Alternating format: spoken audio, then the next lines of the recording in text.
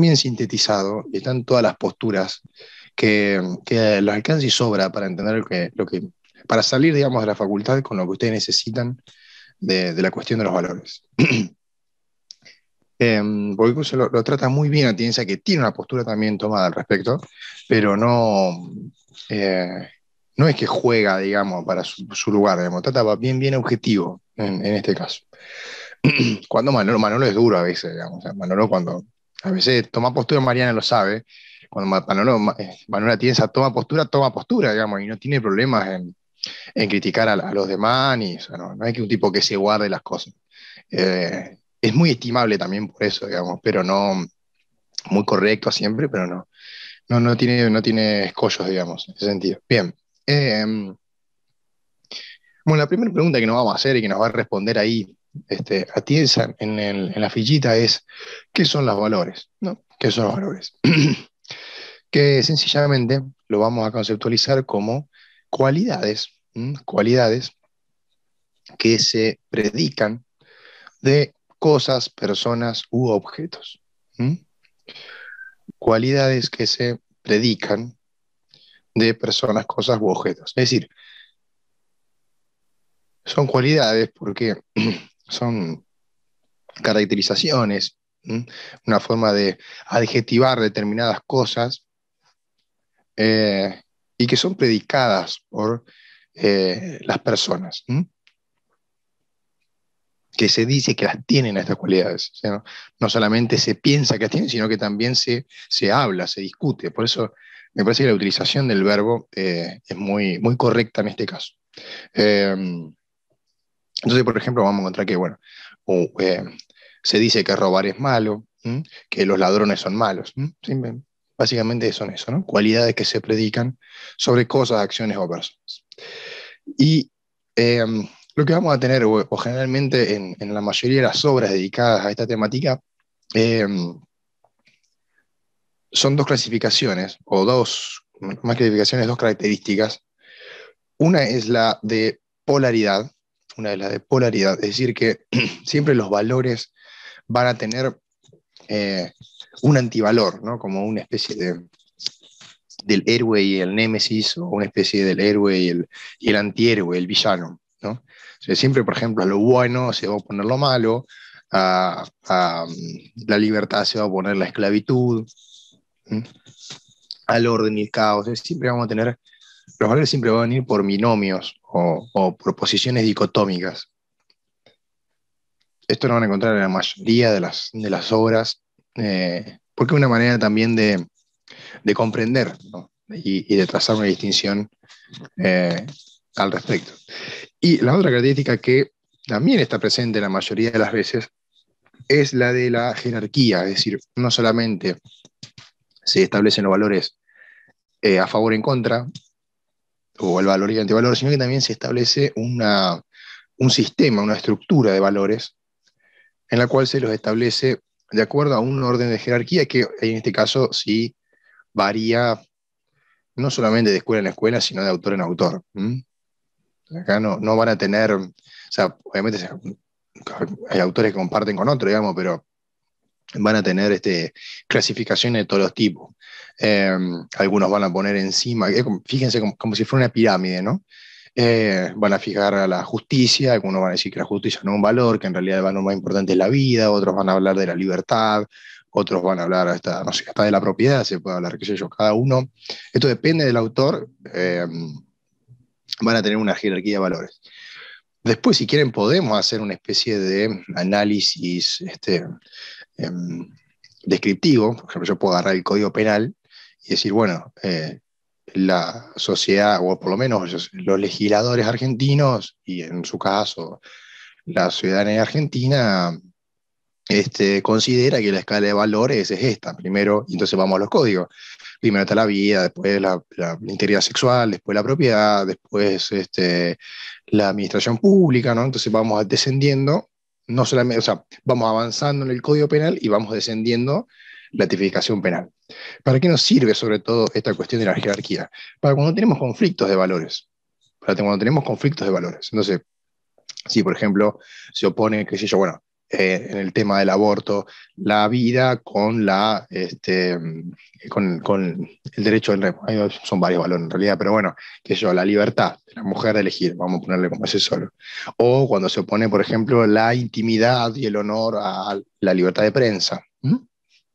O la vida de la propiedad. Y todo esto va a jugar, ¿sí? Se crea o no que existan los valores, siempre va a jugar en las decisiones jurídicas, siempre van a estar jugando. Eh, e incluso, por ejemplo, en el derecho penal se utiliza esta jerarquía por ahí para tachar de inconstitucionalidad algunas normas penales, cuando, por ejemplo, qué sé yo, cuando tengo un robo que por las nuevas calificaciones y agravantes termina teniendo una pena mayor que el homicidio. Sí, entonces vos decís, bueno, ¿cómo puede ser esto si en realidad la propiedad no tiene el mismo valor que la vida? Entonces no puedo reprimir una conducta que atente contra un valor de menor jerarquía con una mayor pena. Entonces sirve para solucionar aquellos casos en los cuales hay un conflicto de valores, para eso sirve la jerarquía. Eh, Después la fichita va a tener algunas distinciones que son, son importantes y que tienen mucho que ver con la cuestión del lenguaje que vimos la semana pasada, que es una distinción entre juicio de hecho y juicio de valor.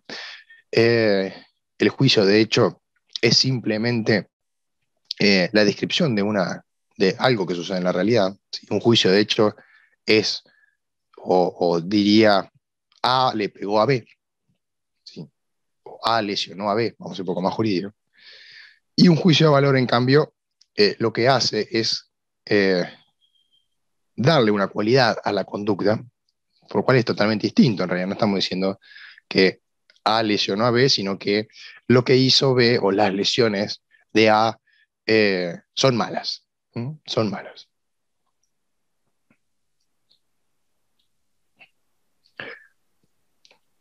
O sea, muy sencillo, digamos, lo que es la distinción entre un juicio de hecho y un juicio de valor. Uno simplemente describe algo y el otro cualifica o predica una cualidad sobre algo. Después te mantengo una distinción entre la norma jurídica y el juicio de valor, que en este caso van a convertir una característica y se van a distinguir por otra. La característica que comparten la norma jurídica, obviamente en este caso norma jurídica desde Atienza, ¿no? Desde Atienza, entendida como simplemente un enunciado prescriptivo.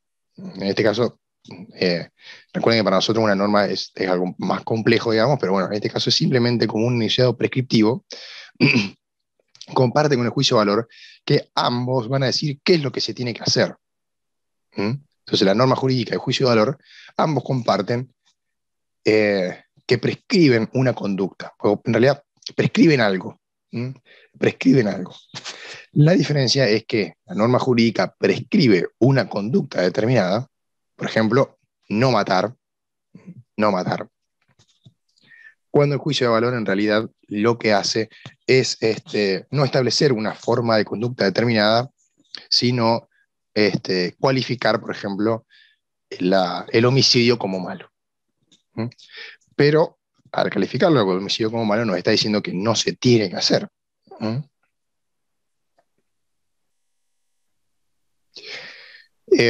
Profe, perdón, Sí, ¿puede volver un segundo sobre la diferencia entonces de la norma sí, jurídica y el juicio de valor? es que uno refiere a una conducta específica, ¿sí? Y el otro no refiere a una conducta específica. O sea, la norma jurídica siempre refiere a una conducta concreta. ¿No?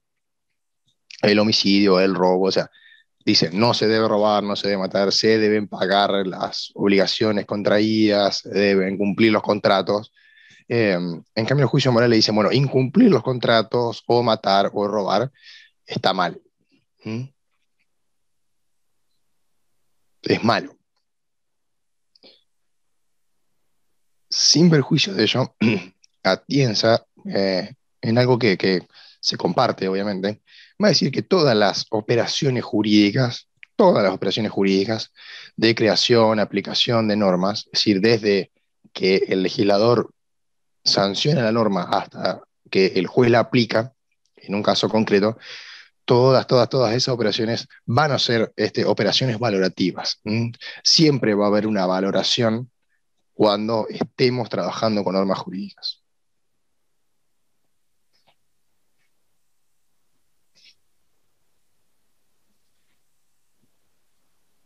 Juan, Bien, sí. perdón, ¿por qué analizar dice que es una norma valorativa? ¿Por en función de la persona que juzga la situación? No, no, ojo. Lo que dice es que siempre que estamos trabajando o siempre que estamos utilizando una norma jurídica, estamos valorando, que es distinto. Es decir, cuando el legislador dice, vamos a sancionar o vamos, por ejemplo, vamos a autorizar la interrupción voluntaria del embarazo, está diciendo que eso ya no es malo. Al crear esa norma, el legislador está valorando y está diciendo esto está bien o esto está mal. Entonces, antes decía, bueno, esto antes estaba mal, pero ahora creemos que está bien, entonces lo vamos a sancionar. Vale. Cuando el autor de doctrina analiza una norma y escribe, bueno, la verdad que esta norma para mí es inconstitucional, también está valorando. Y cuando el juez la aplica en un caso concreto, también está valorando. Es decir, ¿qué quiere decir Atienza con esto? Que es algo que la escuela crítica siempre también lo dijo. Siempre que estemos trabajando con normas jurídicas, cada vez que hay una operación jurídica, cualquiera se trate, interpretación, aplicación, creación de normas, siempre juegan los valores, siempre estamos valorando. Lo que no quiere decir, y como vamos a ver ahora después, con las distintas distinciones, que creamos que existen valores absolutos ni nada que ver, ¿no? Pero siempre, al aplicar una norma, estoy valorando. Siempre, siempre, siempre. A ver, también es compatible con Heidegger, ¿sí? Cada vez que yo aplico una norma, juego con mi prejuicio, juego con mi preconocimiento. Aplicar la fenomenología, así, sinceramente no, le diría que no hay nadie que diga que no se está valorando cuando se aplica una norma. No, no. Independientemente, reitero, de la distinción que vamos a ver ahora. Bien. Después la ficha de Atienza va a virar hacia la justicia, que la va a utilizar como una especie de disparador también. Porque él va a decir, bueno, la justicia es el valor jurídico por antonomasia, ¿no? Eh, y yo lo veo porque yo, desde mi función, digamos, del otro lado del... Cuando yo era abogado siempre también terminaba los escritos de una manera y ahora que estoy del otro lado siempre lo leo. Entonces viene el fiscal y me dice, bueno, por favor, procese al imputado, y al último pone, será justicia. Después viene el defensor y me dice, no, por favor, sobresea al imputado, será justicia. Y viene el actor del civil y me dice, bueno, haga lugar al amparo porque proveer de conformidad será justicia. Entonces, todos me dicen que sea justicia y es un tema porque todos me dicen que es justicia lo que ellos dicen y al final es complicado, digamos, porque o hago lugar al amparo o no lo hago lugar, o lo proceso o lo sobreseo, es decir. Entonces, la justicia es el valor por antonomasia porque está presente en todos lados, eso quiere decir, ¿no? Es el valor jurídico clave, ¿sí? El valor jurídico clave, sobre el cual siempre el derecho va a volver, siempre el derecho va a volver. El problema con el concepto del valor justicia, que se lo traté de ejemplificar con esta cuestión cotidiana de los tribunales, es que es imposible ponernos de acuerdo en cuál es su contenido. Es imposible ponernos de acuerdo en cuál es el contenido. No quiere decir que uno no esté convencido de qué es la justicia. Cada uno puede tener su opinión de qué es la justicia y de qué es justo en cada caso concreto. Pero es imposible que nos pongamos de acuerdo, ¿sí? Es un hecho que no nos podemos poner de acuerdo. eh, y entonces ahí Atienza, por ejemplo, va a analizar, utilizando la argumentación y utilizando un análisis del lenguaje, la típica no, la clásica frase de Aristóteles, que la justicia es dar a cada uno lo suyo. Entonces ella piensa, bueno, a ver, hasta con este concepto tan esencial, tan básico, con el cual podríamos poner de acuerdo, en que la justicia es dar a cada uno lo suyo, nos vamos a encontrar con un problema muy grande porque tenemos que definir qué es lo suyo. Y si yo defino qué es lo suyo, no es que lo estoy definiendo para hoy y para siempre, sino que lo estoy definiendo para un contexto determinado. Entonces, fíjense, es imposible que nos ponemos de acuerdo en qué es la justicia, cuál es el contenido de la justicia. Lo que no quiere decir es que cada uno no tenga su opinión al respecto. Incluso Kelsen tiene un libro cortito, dedicado, que se llama ¿Qué es la justicia?, donde analiza desde Platón en adelante toda una serie de conceptos de la justicia que yo culmina diciendo, bueno, la verdad que en estas 100 páginas vimos 50 teorías y no puedo establecer ni una cosa en común. ¿Mm? Eh, entonces, ese va a ser el escollo, el obstáculo con el cual nos vamos a encontrar siempre cuando hablemos de la justicia como un valor aplicable, ¿no? En ese sentido.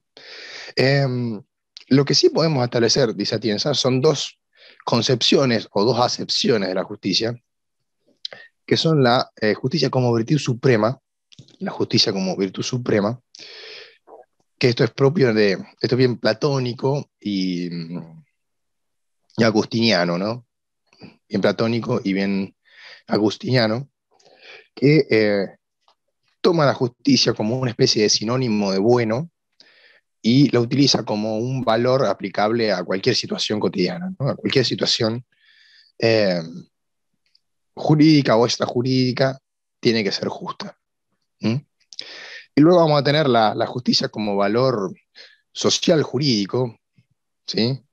O como valor jurídico, que en este caso va a referir al conjunto, ¿sí? Al conjunto de criterios o de otros valores que se utilizan para analizar un sistema jurídico en particular. ¿Mm? Entonces, acá ya deja de ser una especie de valor absoluto de la justicia para transformarse en una suerte de herramienta. Una herramienta para analizar si un sistema jurídico es justo o injusto. Y esta herramienta va a estar compuesta en realidad de toda una serie de valores o de criterios que me van a ayudar a mí a analizar situaciones un poco más concretas. Entonces yo puedo decir, bueno, puedo tomar, por ejemplo, el sistema jurídico nazi y decir que es injusto. ¿Por qué? Porque, bueno, estaba cercenada la libertad, la vida, la propiedad de determinados colectivos, etcétera, etcétera, etcétera. Porque le imponía a otros la obligación de denunciar. Entonces, bueno, yo puedo tomar determinados criterios valorativos, unificarlos y decir, bueno, yo con esto, que llamo justicia, voy a analizar este sistema jurídico y es injusto. ¿Mm?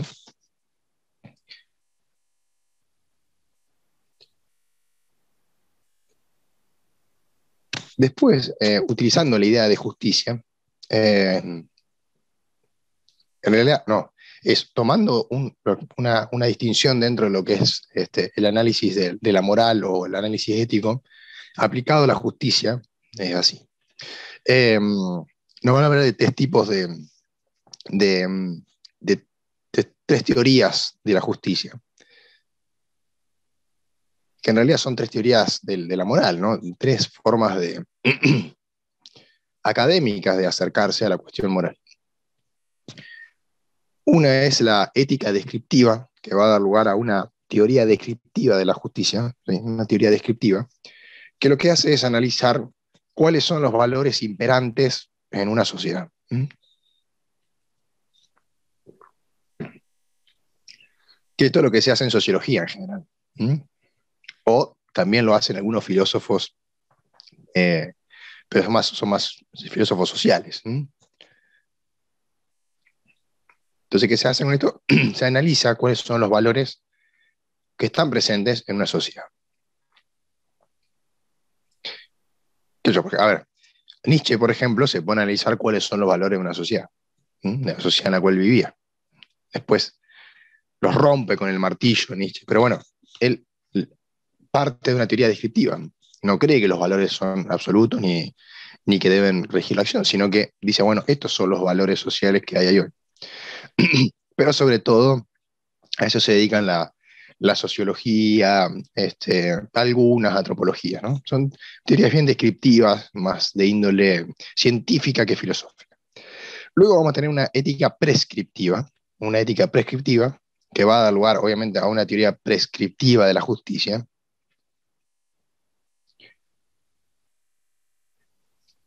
que ya no analizan lo que sucede en la realidad de alguna manera, sino que intenta establecer cuáles son los valores que deben imperar, ¿sí? Prescribe. Es una teoría que se dedica a decir, esto está bien, esto está mal. Y los ejemplos típicos son el, el kantismo, Kant, y el utilitarismo. Son los ejemplos típicos de teorías prescriptivas. Kant nos va a decir, bueno, la máxima, o sea, ustedes tienen que, cada uno debe actuar como si la máxima de nuestra acción fuera un universal. Es decir, si lo que yo estoy por hacer no se puede aplicar a todas las personas, porque se generaría algún daño, algún caos, entonces eso está mal. Un imperativo categórico, es así. Nos dice cómo tenemos que actuar. Y el utilitarismo desde otra playa, porque es bien, bien británico, y luego, obviamente, norteamericano, va a decir, bueno, lo bueno es lo útil. ¿Mm? Entonces yo siempre tengo que pensar en que si estoy en una situación determinada, tengo que actuar, o voy a actuar bien, siempre y cuando yo busque la mayor utilidad con el menor perjuicio para los demás, ¿no? Es como el óptimo de Pareto, que se utiliza mucho en economía y demás, ¿no? Siempre tengo que tratar de generar bienestar sin perjudicar a los demás, pero si tengo que perjudicarlos, los perjudico. Es así el utilitarismo. Y finalmente nosotros vamos a tener una metateoría, ¿sí? Una metateoría que va a dar lugar a una metateoría de la justicia, que va a intentar juntar de alguna manera a estas dos posturas que describimos recién, y a partir de ello va a buscar, en primer lugar, establecer, determinar cuáles son los valores que imperan en una sociedad y a partir de su estudio, prescribir cuáles deberían ser. ¿Sí? Prescribir cuáles deberían ser. Busca de alguna manera elaborar conceptos o conceptos éticamente correctos, adecuados. ¿Mm? Entonces yo puedo estudiar a la sociedad argentina y decir, bueno, en la libertad, la propiedad, hay una serie de valores que imperan y que la verdad que está bien que imperen y hay otros que está mal que imperen, entonces hay que cambiarlos. Pero no se queda simplemente con el estudio, ni tampoco establece máximas universales como el utilitarismo y el kantismo. O sea, Kant lo puede aplicar en cualquier momento y el utilitarismo también. ¿Sí? No importa cuándo lo bueno es lo útil. También la metateoría se preocupa más de casos más concretos, sin perjuicio de que pueda hacer análisis genéricos también de la sociedad. ¿Estamos hasta ahí? ¿Alguna duda? Más allá de que Rubén se está preguntando por qué tengo la voz así.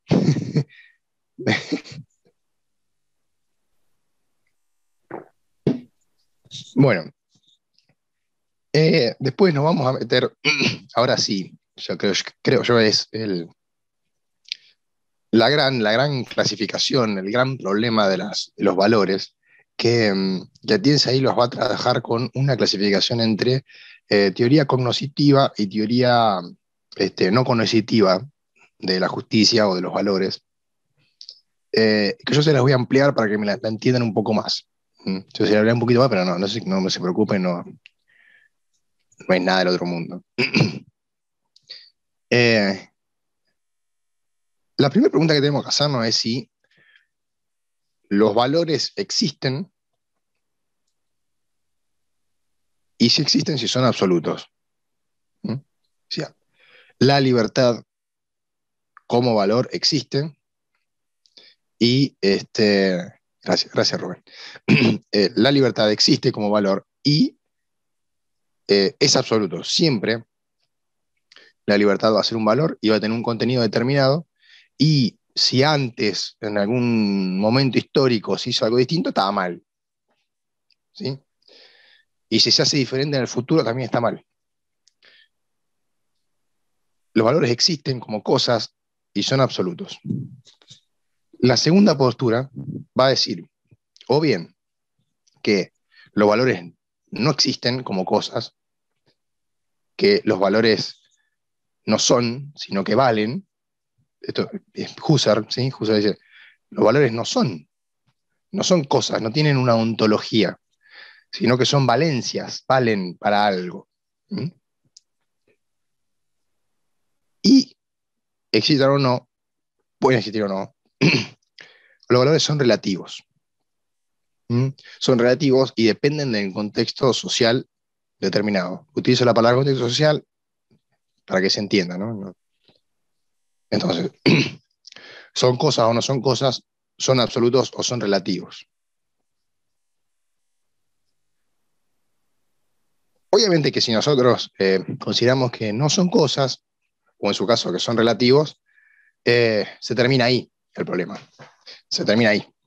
El problema es cuando nosotros creemos, porque hay postura que así, que obviamente la postura relativista es muy típica de comienzos del siglo XX y es la postura mayoritaria hoy en día, sí, es la postura mayoritaria hoy en día.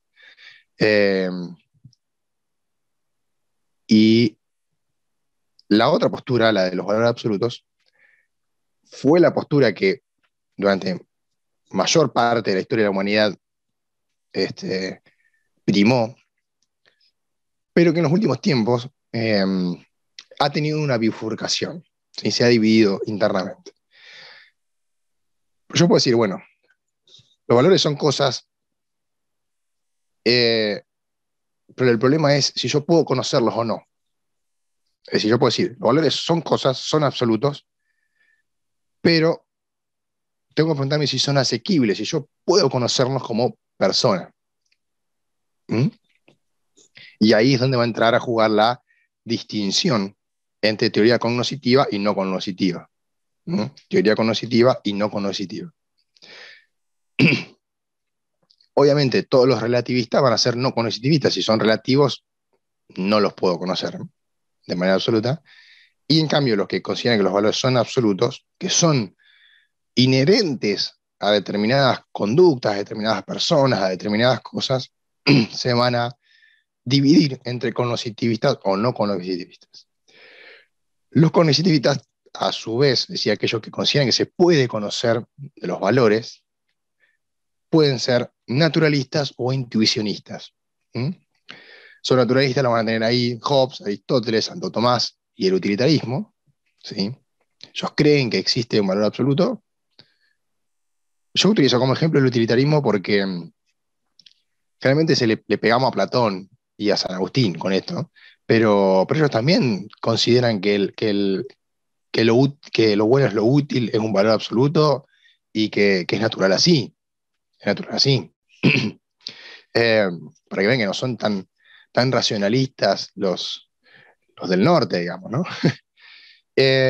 Y bueno, y hay otros que van a coincidir que se puede conocer, se puede intuir los valores absolutos, que bueno, los claros ejemplos son Platón y Kant. ¿Sí? Platón y Kant son los grandes exponentes de la posibilidad de intuir valores máximas absolutas como es el imperativo categórico kantiano. ¿Mm? Producto de la razón. O del logos, bueno, en el caso de Platón. Entonces, los valores pueden ser cosas o no, pueden ser absolutos o no. Y en el caso de que sean absolutos, el problema es si los podemos conocer o no. Y si los podemos conocer a través de cuestiones de la naturaleza o por una intuición, ¿sí? Por cuestiones de la razón. Esa es la clasificación.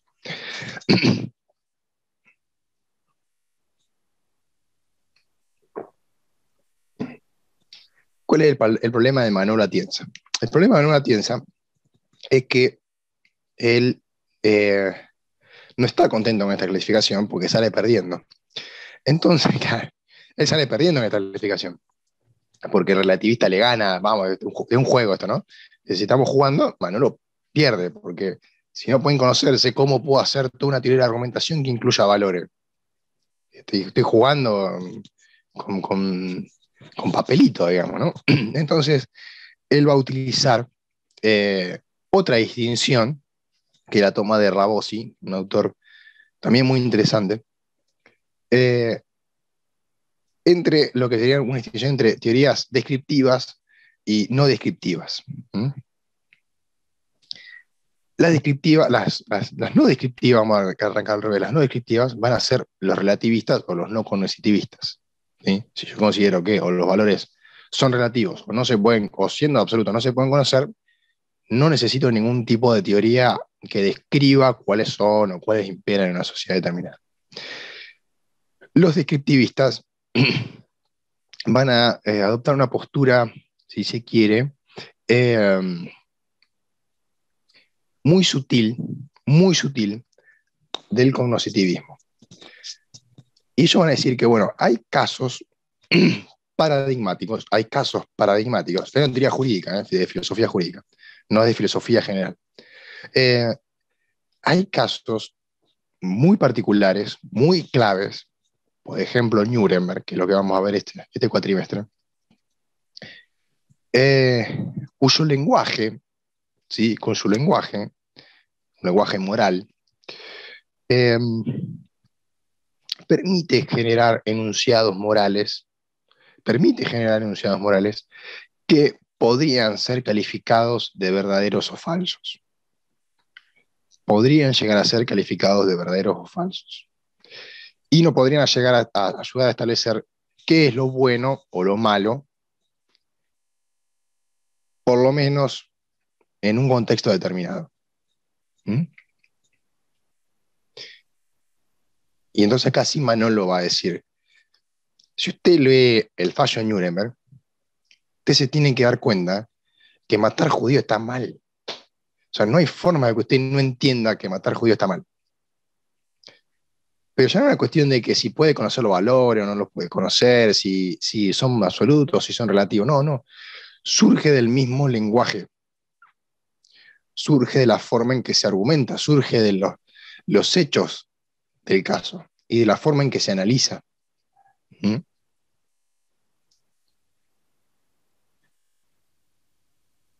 Por eso yo le decía que es una forma sutil de decir, bueno, hay valores.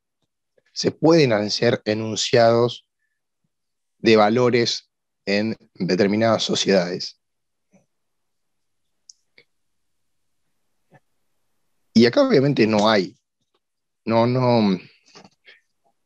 una postura correcta o incorrecta, ¿sí? Todo depende de qué postura se tome, digamos. Si uno quiere, obviamente uno puede considerar que existen valores absolutos. Yo conozco gente, compañera en trabajo, que considera que existen valores absolutos. Y es así. Para ellos es así. Y no son de la UCA, son de la UNR, porque por ahí uno cree que es una cuestión religiosa, digamos, y no necesariamente, no lo es. En este caso no lo es.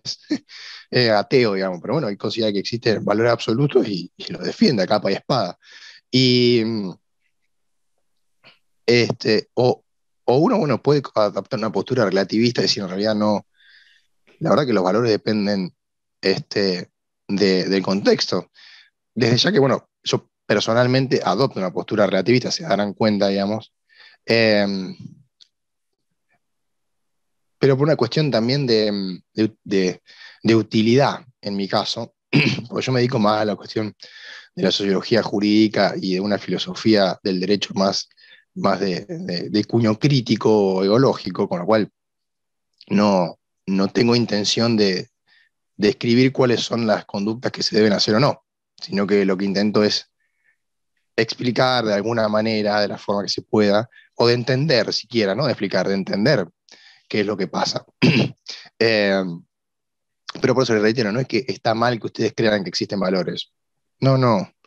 Ni tampoco está bien que crean que son todos relativos, pero simplemente son distintas formas de pararse frente a este fenómeno que son los valores y la idea de justicia. ¿Alguna pregunta hasta acá? Una pregunta, Juan. Sí. Él en este final que vos estás dando, ¿se aleja un poco o pega, hace un giro en su propia postura anterior? No, esa es la postura de él en realidad. La postura de Tienza es, a ver, como él hace argumentación, y él considera que el derecho son reglas de derechos o las rule of law más principios, tiene que meter en la ecuación los valores, porque va a haber un montón de casos en los cuales las normas jurídicas no son suficientes. Él es como un dworkiniano con argumentación. Eh, y yo necesito argumentar sobre los valores, si no, no los puedo meter en la ecuación. ¿Y cómo argumento? Bueno, utilizo argumentación. Los saco de la misma argumentación a los valores. Argumentación social, entonces por eso también hace una metateoría. Él dice, bueno, yo utilizo un caso concreto, veo qué pasó ahí, analizo cuáles son los valores sociales, y a partir de ahí puedo generar una afirmación que es verdadera o falsa. Ahí está la cuestión, porque la argumentación, al fin y al cabo, tiene una respuesta correcta. Yo necesito una respuesta correcta. Si no tengo respuesta correcta, no hay argumentación. Alguien tiene que quedar bien y mal. Entonces, en este juego de lo verdadero o lo falso, va a tomar como una especie de dato objetivo que va a ser el fallo. Casos paradigmáticos. Sí, me están levantando la mano, me encanta como es como una clase en común. Perdón, no sé cómo introducir. No. Pero, a ver, ese fallo nunca termina siendo objetivo plenamente, porque eso de verdad, verdadero o no verdadero, lo justo, lo injusto, siempre está impregnado de la subjetividad de la persona que está fallando. O sea, analizando el caso de Nuremberg, el fallo que teníamos en el caso de Alexis, que nos dio la doctora para trabajar, vos tenés dos posturas, tenés la postura del fallo de lo que podría ser mientras estaba imperando el régimen nazi y el fallo que es después. Las apreciaciones están determinadas por un contexto social, político, económico, de opresión, de poder, o sea, todo un hecho que en el fondo es subjetivo, que es por lo cual va a determinar el fallo. Yo te respondo como Manolo. Manolo te va a decir, usted es una relativista, Rosa. Pero si usted lee el fallo de Nuremberg se da cuenta que está mal matar a judío. Eso va a decir Atienza, ¿eh? Yo comparto la postura tuya porque yo creo también que no es posible establecer criterios de verdad o de falsedad en la cuestión de los valores. Desde el punto de vista que uno lo mire. Sí. Pero que en algún caso en particular sí, digamos, se puede establecer. Claro. Tomemos también el caso típico de Dworkin, cuando dice, bueno, el nieto que mata al abuelo para heredarlo antes. Que bien el caso de Dworkin. Entonces vos lees este fallo paradigmático y vos sacás una regla de valor ahí. Si vos matás a tu pariente, no podés heredarlo. Está mal. Pero es subjetivo, no es objetivo. O sea, si uno analiza la norma fría, no, bárbaro. Pero desde el caso hay que ver cómo lo plantea el actor, el profesional. Y él te va a decir, en este espacio de argumentación, va a decir Atienza, en este espacio de argumentación que es el fallo y este caso, es posible. No en general, pero es posible. La objetividad. Sí, porque él te está diciendo acá hay argumentos a favor, argumentos en contra, hay hechos, yo los puedo analizar, introduzco reglas, introduzco principios y saco una apreciación. Realmente, yo considero que no existe una respuesta correcta en el derecho. Yo coincido con vos, Rosa. Te estoy contando que te dice Atienza. Me pongo al lado de Atienza ahora para que se entienda, ¿no? Pero entonces, yo dentro de ese caso paradigmático puedo establecer criterios de verdad y de falsedad. Por eso decía, es una postura sutil y humilde en el sentido de que no va a decir valores son absolutos y nunca jamás se puede hacer esto ni lo otro, ni qué sé yo, sino que apela a casos muy puntuales en los cuales se argumenta y mucho, y generalmente son casos en los cuales se tocan valores muy sensibles también de la sociedad. ¿no? Pero bueno, a ver, uno va, qué sé yo, a Monsetti de Balbín, que a Balbín le sacan fotos cuando estaba muerto en la ambulancia. Y vos decís, bueno, a ver, la libertad de prensa tiene un límite. La libertad de prensa no puede ser absoluta, no puede publicar una foto de un muerto sin el consentimiento de los familiares. Bueno, es un caso paradigmático. Entonces voy a decir, bueno, yo puedo establecer reglas que son de verdad. En este contexto muy sutil, pero es así. Reglas No hay que que... cruzan la moral y la ética. Y no Sí, son valores subjetivos sí, también. sí. Sí, sí. Vos sos relativista, Rosa, está bien. No pasa nada. Este tema hubiese estado bueno para aplicar al trabajo práctico, era lo único que nos faltaba con todos los temas que dimos. O sea, profe, hago una consulta. Sí. Porque no sé si no lo termino de entender o me cuesta hacerme la idea. ¿En qué sentido? Para el relativismo, o para los relativistas en esta cuestión, hay ciertos valores, por decirlo de alguna manera, como decía Rosa recién, saquemos la palabra valores, hay ciertos principios, pero son coyunturales siempre. Sí, a ver, obviamente dentro del relativismo va a encontrar de todo. Va a encontrar de todo. Nietzsche es un relativista absoluto. Sí. Después va a encontrar autores que son más, dentro de la otra clasificación que he dado, que son mucho más empiristas. ¿Sí? Tomemos, por ejemplo, cuestiones del análisis más sociológico. Weber, por ejemplo. Weber era un autor que es relativista, porque en realidad no le importa establecer lo que está bien y lo que está mal, sino que describir qué está bien y qué está mal en una sociedad. ¿Sí? Entonces es distinto. Son dos. No creo que una cosa no quita la otra, digamos. Weber incluso yo creo que tenía una moral propia. Yo tengo una moral propia. Yo considero que hay valores que se tienen que cumplir y creo fervientemente en que los demás deberían también cumplirlos. Pero eso no quiere decir que no esté al tanto de que no necesariamente son los valores que imperen en la sociedad. Para bien o para mal. Para bien y para mal. No estamos hablando de un hipócrita, no estamos hablando de una persona que tiene valores cuando le conviene y no. No estamos hablando de un tipo convencido de sí mismo. Yo en la cuestión, mi vida en general, digamos, yo sigo una frase de Albert Camus, que es un existencialista francés, que dice algo así, no me acuerdo bien cómo era, lo que uno cree verdadero, no, es así, para el hombre que no traiciona, o para la mujer obviamente, para la persona que no traiciona, lo que cree verdadero debe regir su acción. Entonces yo considero que no sé si hay valor absoluto, pero como yo no me jodo a mí mismo, ni a los valores que yo creo, entonces voy a seguir con lo que yo creo que es verdadero. Es una especie de máxima, una máxima relativista. ¿Mm? Yo no me traiciono, no traiciono a los demás. Entonces, ¿qué voy a seguir? Rosa dice traiciona. Entonces sigo lo que yo creo verdadero. ¿Mm? Bien.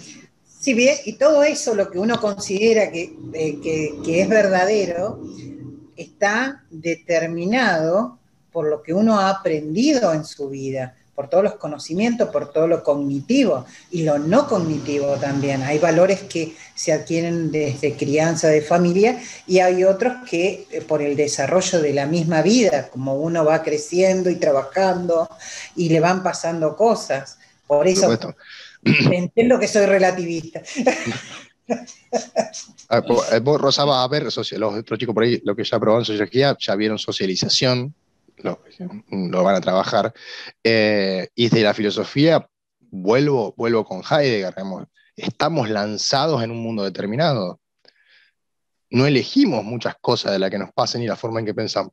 Estamos lanzados con prejuicios y preconceptos y prenociones, cosas previas, que ya las tenemos en la cabeza, ¿no? Y que nos van a determinar también. Ya el mismo hecho de que seamos de alguna manera relativistas o absolutistas nos es algo heredado. Así que sí, sí. Es un tema atrayente, el tema de los valores. Para el examen no tienen que salir de la ficha, no se preocupen. La idea es que sepan cuáles son las posturas, que se den cuenta por ahí en lo personal cuál es la postura que tienen. Si por ahí uno no sabe, si quieren revisarlo o no, están obviamente en ustedes. Y sobre todo, estas últimas cuestiones de qué es la justicia, si podemos llegar a un concepto o no, realmente son las últimas preguntas que cuando están ahí en el borde decimos, bueno, a ver, decime qué es la justicia. A ver si están ahí. Pero bueno, no, ustedes son regulares, no van a tener problemas. Así que bueno. Bueno, si hay alguna pregunta, me quedo, si no, ya le doy un descanso a mi garganta, pobre, y les pido disculpas, pero es el resto que tengo después de una semana complicada. Mira, permiso, ¿no? Sí. El tema que diste, para mí sinceramente es un tema muy importante, porque uno que ya tiene una edad y que trabaja con la gente, la cuestión de valores está muy desdibujado, se han perdido muchísimos en el camino. Y no solo el hombre común de la calle, sino de a todos los niveles, de todo tipo de profesionales. Entonces, no es malo verlo, no es malo entender la socialización, no es malo entender las teorías y ver dónde nos encuadramos, porque realmente esto es lo que nos hace que el día de mañana, como profesionales, sepamos cómo clarificar una situación y cómo encaminarla. Y para elegir también a quién defender o a quién atender o a quién asesorar o cómo guiar. Nada más. Una simple opinión. Es muy importante la clase que comparto. Te voy a hacer un ligero comentario en realidad, más que no es que los valores se perdieron, sino que se cambiaron. Siempre hay valores. Una desdibujación. Sí, sí. Entonces, bueno, obviamente hoy imperan otros valores, lejos de la solidaridad, impera el individualismo, etcétera, etcétera. Vos lo vas a ver después en sociología, en el cursado regular. La cuestión también es, y creo que ese también es un poco el esfuerzo de Atienza, es cómo llegamos a ponernos de acuerdo sobre los valores. Ese es el gran problema. Bueno, sí, se dibujaron. Hoy en día no tenemos una postura absolutista, entonces, bueno, ¿cómo se deciden los valores? Bueno, la escuela crítica en general, te va a decir, bueno, los valores se deciden con el poder, y listo. Esa va a ser la respuesta típica de la escuela crítica Foucaultiana, burdeana, ¿sí? Esa va a ser la respuesta. Bueno, ¿quién decide los valores que imperan? El poder. En general, ¿no? Sí, son las relaciones de poder, bueno, básicamente es el poder. Y después, también dentro de la teoría crítica, por ejemplo, van a tener a Habermas, que va a ser un tipo que se esfuerza mucho más parecido a Atienza en llegar a ponernos de acuerdo en cosas aunque sean básicas. Él también va a desarrollar toda una teoría de la acción comunicativa, que va a decir, bueno, a ver, lo único que nos queda es ponernos de acuerdo en una sociedad democrática. Entonces, bueno, vamos a sentarnos bien, honestamente, y vamos a poner de acuerdo sobre algo, aunque sea. ¿De qué se tilda a los críticos?